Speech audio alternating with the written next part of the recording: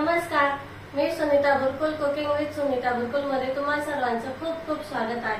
आज आपण ना उन्हाळ्यासाठी खूप छान असं फायदेशीर चिंचेचं पन्ह बघतोय। पन्ह हे खूप जुनं आहे, पारंपरिक पद्धतीचं आहे, खूप छान टेस्टी पण लागतं आणि झटपट बनणार आहे। चला तर मग व्हिडिओला सुरुवात करू। बघा इथे मी अशा चिंचा घेतलेल्या आहेत, या गावाकडच्या चिंचा आहेत। तुम्ही जर विकतच्या घेत असतील त्याही चालतात, पण याचं पन्ह खूप छान लागतं। गावाकडच्या चिंचा आहेत त्या, असे जे साल आहेत ना हे काढून घ्यायचे।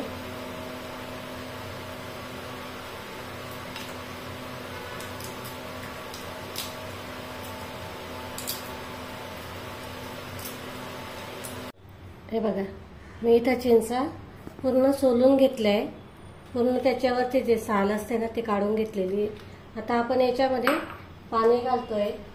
हे आपलं रूम टेम्परेचरवरच पाणी आहे, थंड पाणी किंवा गरम पाणी असं नाही टाकायचं, भरपूर असं पाणी टाकून घ्यायचं। आणि आता हे आपल्याला कमीत कमी 2 तास भिजत घालायचे आहेत। बघा इथे मस्त असं आपल्या चिंचा भिजलेल्या ते 2-2.5 तास मी चांगले भिजवून घेतले। आता याच्यातला गर असा काढून घ्यायचा, आपल्याला पूर्ण असं व्यवस्थित काढून घ्यायचं आहे।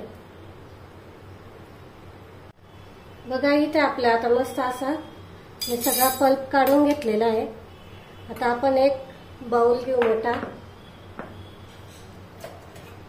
त्याच्यात चाळणी ठेवायची आणि हा पूर्ण गर जो काढलेला आहे तो याच्यात टाकून घ्यायचा आपल्याला।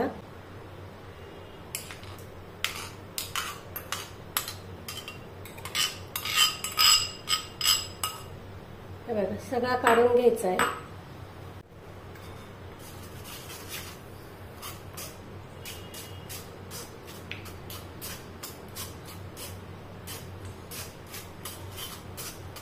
असं केल्याने काय होतं की जे कचरा वगैरे राहतो ना तो वरती चाळणीमध्ये राहून जातो, म्हणून मग चिंच भिजली का असं चाळणीने चाळून घ्यायचं। आणि पन्ह खूप फायदेशीर असतं उन्हाळ्यामध्ये, याच्याने ऊन लागत नाही पन्ह्याने। किंवा आपण जे आता सणवार चालू आहेत त्याच्यात तळण मसालेदार असं भरपूर खातो, तर मग त्याचा त्रास होतो, मग ते आपल्याला जळजळ होते किंवा अजीर्ण होतं। तर मग त्यामुळे मग काय होतं की आपल्याला हे पन्ह खूप फायदेशीर असतं।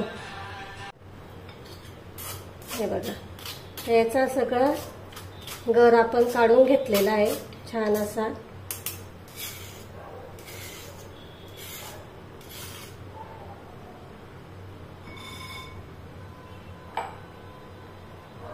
हे बघा हा इथे आपल्याला मस्त असा गर भेटलेला आहे। तर आपण इथे चिंच 1 वाटी घेतलेली होती, तर मी इथे 1 वाटी गूळ घेते। गूळ आम्ही किसून घेतलेला वेळीला, आणि असा हातानेच मिक्स करायचं आपल्याला। हे मिक्सरला नाही करायचं, नाही तर काय होतं की मग त्याचा आहे ना जो कलर आहे ना तो चेंज होतो, मग फरक पडतो मग त्या कलरमध्ये।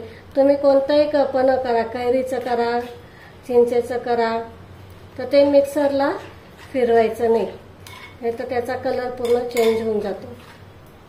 बघा असं पूर्ण दाबून दाबून पूर्ण हा गुळ आहे ना आपल्याला याच्यात पळून घ्यायचा आहे, म्हणजे छान मिसळून घ्यायचा।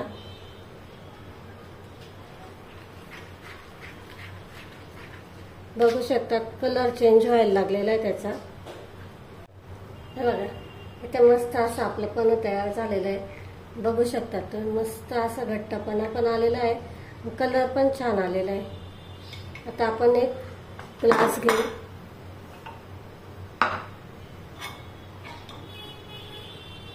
त्या ग्लासामध्ये मी 2 चमचे टाकते पन्ह, त्याचबरोबर थंड पाणी,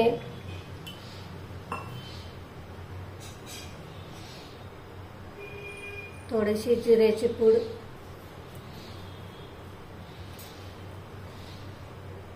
आणि चवीनुसार मीठ। खूप छान टेस्टी लागतं हे पण नक्की करून बघा या उन्हाळ्यामध्ये, तुम्हाला याचा नक्की फायदा होईल.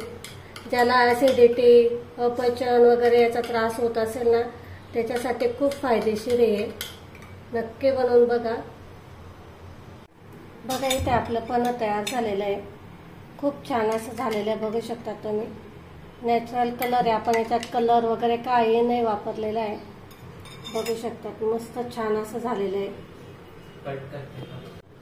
बघा इथे आपलं मस्त असं पन्ह तयार झालेलं आहे, बघू शकतात तुम्ही. छान मस्त तयार झालेलं आहे. आपल्याला खूप फायदेशीर आहे उन्हाळ्यासाठी. आपल्याला ऊन लागत नाही मग पन्ह्याने किंवा कैरीचं पन्ह. छान असं आपलं जे आपल्या पूर्वजांनी करून ठेवलेलं आहे तेच आपण पारंपरिक पद्धतीने केलेलं आहे. मी खूप छान पद्धत आहे आणि सोपी आहे, झटपट बनणारी आहे. नक्की करून बघा.